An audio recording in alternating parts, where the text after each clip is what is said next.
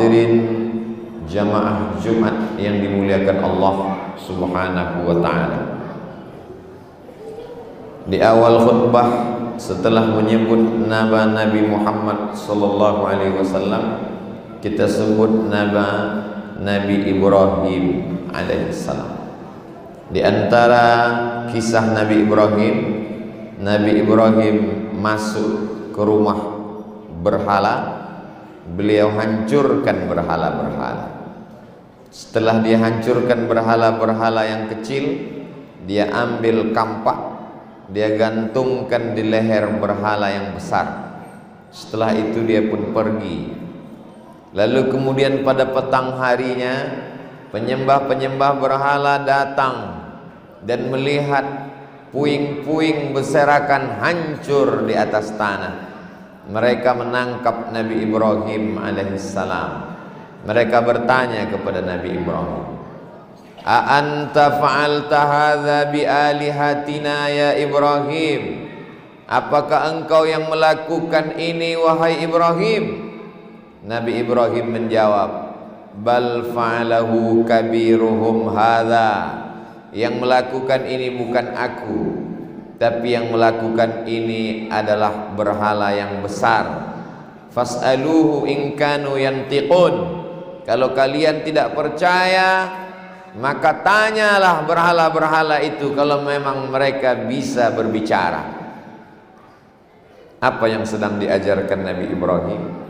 Nabi Ibrahim sedang mengajak manusia berfikir, berdialog. Kalau berhala-berhala itu tidak bisa menyelamatkan dirinya, apalagi menyelamatkan kamu. Kalau kamu meminta tolong kepada berhala, sedangkan berhala pun tidak bisa menyelamatkan dirinya dari tangan Ibrahim alaihissalam. Nabi Ibrahim ingin mengajak umat untuk berpikir logis, masuk akal, rasional. Fas'aluhu, tanya berhala-berhala itu in kanu yantiqun, kalau memang mereka bisa berbicara. Kisah ini dituliskan dalam Al-Quran. Lalu kemudian orang-orang yang kalah berdialog dengan otak, mereka akan menggunakan otot. Lalu dengan kekuasaan mereka menangkap Nabi Ibrahim alaihissalam.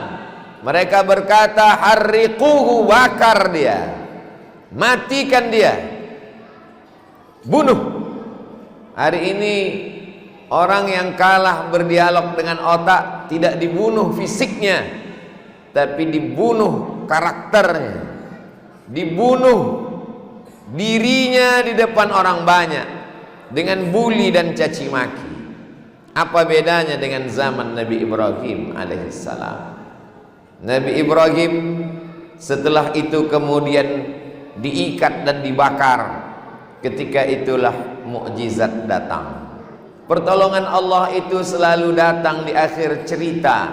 Setelah Allah melihat usaha optimal dari seorang hamba, Allah ingin melihat mana jihadmu, Allah ingin melihat mana usahamu untuk menolong agama Allah Subhanahu wa ta'ala.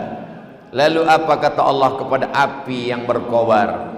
Ya nar, wahai api, kuni bardan wasalaman ala Ibrahim. Jadilah engkau bardan, sejuk, wasalaman, selamat kepada Nabi Ibrahim alaihissalam. Api yang tabiatnya panas membakar, saat itu meninggalkan jati dirinya, menjadi kesejukan dan keselamatan kepada Nabi Ibrahim alaihissalam. Begitulah orang kalau sudah tunduk kepada Allah, maka Allah tundukkan semua makhluknya untuk bersimpuh sujud di kaki Nabi Ibrahim alaihissalam. Hari ini kalaulah Nabi Ibrahim itu hidup di zaman ini, maka orang akan mengatakan Nabi Ibrahim berasal dari kalangan intoleran. Mengapa tidak toleransi, membiarkan orang menyembah apapun? Kita berbicara di dalam masjid, kita berbicara dalam khutbah Jumat. Di antara umat Islam, Islam bukan mengajarkan intoleran. Islam mengenebarkan kasih sayang, menyelamatkan orang dari menyembah batu, menyembah pohon kayu, menyembah hantu, kepada menyembah Allah, la ilaha illallah. Wa man yabtaghi ghairal islami dina, siapa yang mencari jalan selain tauhid kepada Allah, falan yuqbala minhu, dia tidak akan diterima, amal-amalnya sia-sia, perbuatannya hanya akan menjadi debu semata. Wa huwa fil akhirati minal khasirin, di akhirat dia termasuk orang-orang yang rugi. Karena rasa sayang Nabi Ibrahim lah maka dia hancurkan patung-patung itu. Karena rasa sayang Nabi Ibrahim lah maka dia ajak umatnya untuk menyembah Allah subhanahu wa ta'ala. Maka ucapan Nabi Ibrahim itu yang kita bawa di awal solat kita. Inna salati wa nusuki wa mahyaya wa mamati lillahi rabbil alamin, la syarika lahu, tiada sekutu bagi Allah.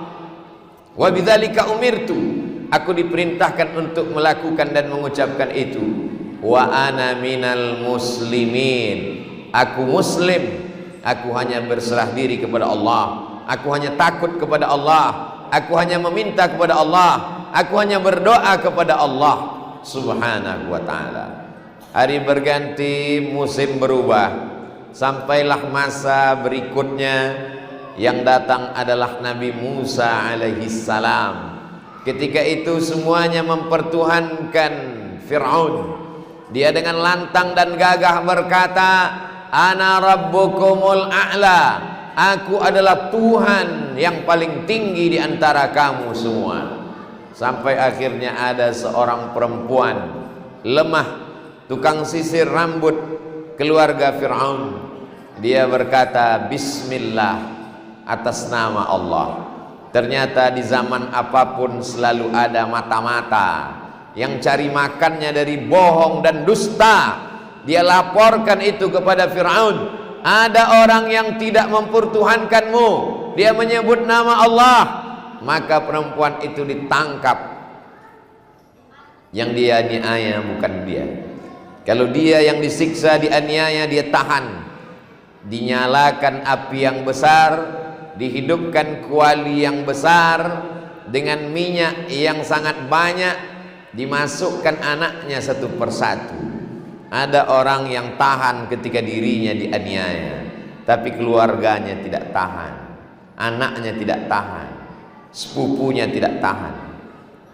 Janganlah engkau melawan Fir'aun, karena kami tidak tahan. Apa yang dialami oleh tukang sisir keluarga Fir'aun dialami orang dari zaman ke zaman. Musim boleh berganti, tapi yang dialami manusia pada sejatinya itu saja.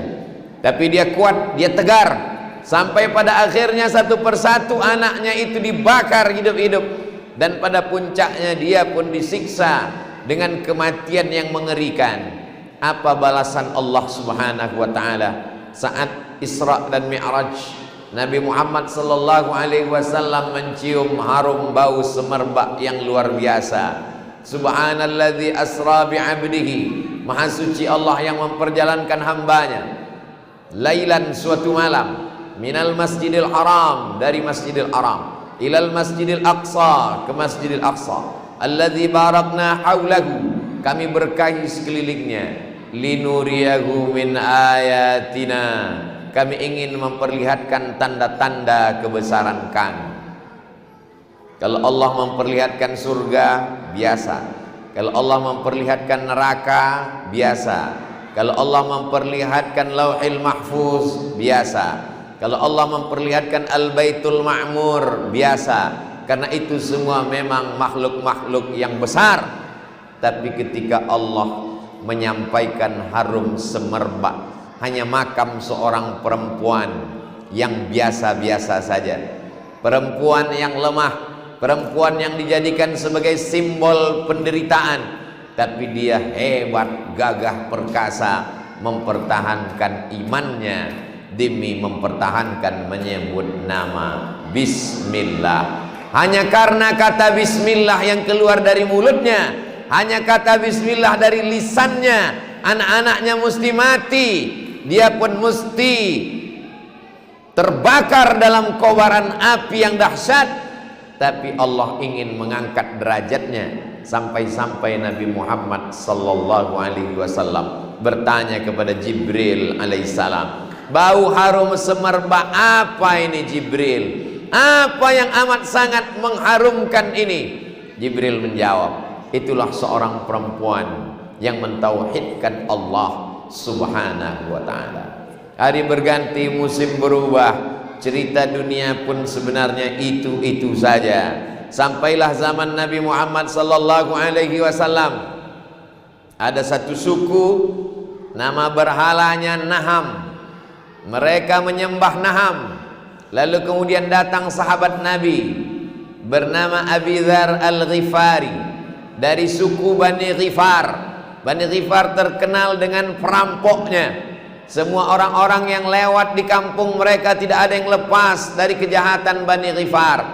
Lalu kemudian salah seorang Bani Ghifar bernama Abi Dzar membawa susu satu gelas untuk berhala bernama Naham. Dia letakkan susu satu gelas di depan berhala patung Naham. Lalu dia pun berdoa meminta. Setelah dia berdoa, tak lama kemudian datang seekor anjing menjilat-jilat susu di dalam cawan. Setelah air susu habis diminum anjing, lalu kemudian anjing itu mengangkat sebelah kakinya dan mengencingi patung berhala Naham. Saat itulah Abi Dzar menggunakan otaknya. Dia berpikir, air susu yang aku bawa untuk berhala habis diminum anjing. Setelah itu anjing terkencing tanpa ada satupun yang bisa menolaknya. Kalau aku berdoa kepadanya minta rezeki, aku meminta kepada berhala supaya dijauhkan dari musibah, ternyata rezeki berhala diminum anjing, dan musibah kencing pun tak dapat ditolak untuk berhala. Untuk apa aku menyembah berhala? Lalu kemudian Abi Dzar mendapat berita ada seorang nabi penutup para rasul yang mengajarkan bahwa berhala bukan Tuhan. La ilaha illallah Muhammadur Rasulullah. Dia datang bersyahadat, saksikanlah wahai Muhammad, aku bersaksi tiada Tuhan selain engkau, berhala Naham bukan Tuhan. Wa asyhadu annaka, aku bersaksi bahwa engkau Muhammad sallallahu alaihi wasallam Rasul utusan Allah. Lalu kemudian dia meninggalkan Naham. Ketika Nabi Muhammad sallallahu alaihi wasallam sudah cukup kuat di kota Al-Madinah Al-Munawwarah, Nabi pergi bersama para sahabat, 10.000 pasukan. Mereka masuk ke kota Makkah tahun 8 Hijrah. Lalu kemudian Nabi menghancurkan Lata, Uzza, Manat, Hubal, Jibti, Taghut, Naham. Ada yang terbuat dari kayu, ada yang terbuat dari batu, ada yang terbuat dari perunggu, ada yang terbuat dari emas, ada yang terbuat dari perak. 360 berhala di sekitar Ka'bah, samping kiri, kanan, depan, belakang, atas dan bawah. Nabi mengumpulkan semuanya, membakar dan menghancurkannya. Andailah hidup Nabi Muhammad sallallahu alaihi wasallam hari ini, dia akan dilaporkan ke Persatuan Bangsa-Bangsa sebagai pemimpin yang intoleran, yang tidak menghormati keyakinan orang lain. Apakah Nabi Muhammad itu kejam? Apakah dia jahat? Wa ma arsalnaka illa rahmatan lil alamin. Aku mengutus engkau sebagai rahmat untuk semesta alam. Apa makna rahmat? Menyelamatkan orang lain dari kemusyrikan, menyelamatkan orang lain dari kesesatan, menyelamatkan orang lain dari neraka jahanam. Itulah kasih sayang para habaib yang datang ke Nusantara. Karena rahmat Allah lah mereka datang. Dipukul ombak, dihempas gelombang, padahal negeri mereka subur. Di tepi Teluk Arab, pantai mereka ikannya banyak, tanah mereka subur. Untuk apa mereka datang kemari? Mereka datang ingin mengajarkan la ilaha illallah Muhammadur Rasulullah. Mereka ingin kita selamat dari menyembah makhluk kepada menyembah Allah Subhanahu wa ta'ala. Jadi kalau ada hari ini orang berkata menggunakan Al-Quran, memakai ayat-ayat, membawa-bawa nama Nabi Muhammad. Nabi Muhammad itu orangnya lembut, Nabi Muhammad itu orangnya baik, Nabi Muhammad itu orangnya penyayang, penuh dengan kasih. Kenapa tidak kau ceritakan bagaimana Nabi membersihkan kota Makkah dari penyembahan berhala, menghancurkan Lata dan Uzza sampai bersih semuanya, berkata la ilaha illallah Muhammadur Rasulullah sallallahu alaihi wasallam, kalimatu haqqin 'alaiha nahya. Dengan itu kita hidup, wa 'alaiha namutu, dengan itu kita mati, wa biha nub'atsu, dengan itu kita dibangkitkan. Kasih sayang bukan diam melihat kemungkaran.